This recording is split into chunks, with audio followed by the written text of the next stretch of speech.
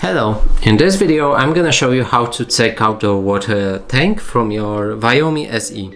So in order to do that, you will need to have your Viomi on this side, and from now just put your finger in this hole right here and open the lid like that.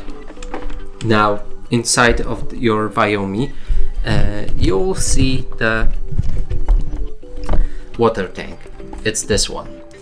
And to take it out, you simply need to push this this button right here, like that. And now simply pull it up, like that. And that's it for this video. Hope you like it. Please consider subscribing to our channel, leave a like and a comment below.